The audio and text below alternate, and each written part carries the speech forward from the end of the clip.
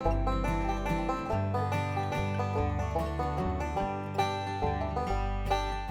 and welcome. Today we're in Louisa County, Virginia. We're at All Farm Organics Farm. We're here with William Hale. He's the owner and operator, organic farmer, compost maker. And we're here to talk about compost, and we're going to see how he makes it and talk a little bit about how you might be able to use it in your garden. Well, thank you so much, William, for letting us come here today. We really appreciate that. So you make compost on a pretty large scale. And tell us a little bit about what you do here and how long you've been doing it. Yeah, I've been making compost on a small commercial scale, a farm-based commercial scale, for about a dozen years now. Okay. As a home gardener, is compost something that they want to use in their garden? Do they want to amend their soil with it? Does it help them? Absolutely, all of the above. Okay. And so I guess it begs the question, what is compost and what does it do? And, Sure. And why am I making compost? Right. Compost is basically the concentrated life of the soil.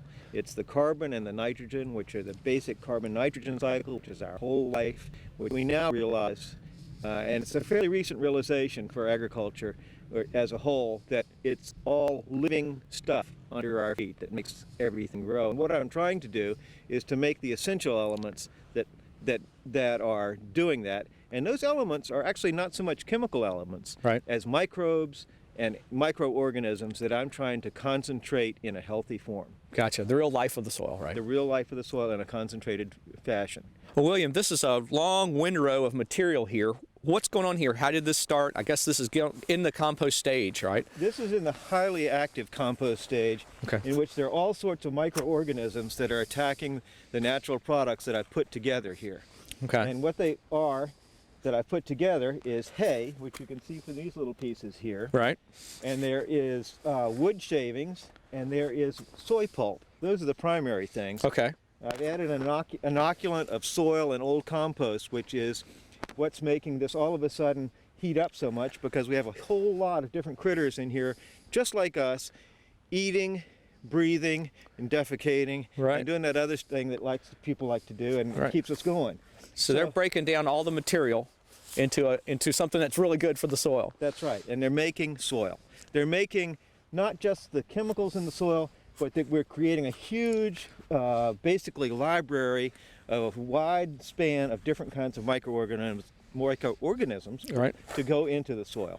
Now, I noticed the thermometer there on this is reading a little over 140 degrees. And that's perfect, actually, for what we want. Right, and this is a very cold day. We're at like 20 degrees Fahrenheit right now. At most. And I saw another pile that had another thermometer in it that was a little cooler. Now, what's going on there, the differences between the two piles? That pile has already gone through this process, and there's not much activity going on. Okay. So that it is now, it even has a cover on it, but it is only back at about 100 degrees. Okay. And this is now at 140. This will keep doing this for about 6 weeks. 6 weeks. And I'll have to turn it and water it. Okay, so all the inputs you've got, you get them together, you put them together, and you eventually have to turn this. And if people are at home trying to make this kind of stuff, it's important to turn the pile so that you keep oxygen and water in the pile. That's exactly right, Chris. When compost starts to smell bad, when you smell that sulfurous odor, you're doing a bad thing to your soil when you add that stuff to it. You want to have all aerobic organisms, and they all smell good when they're working.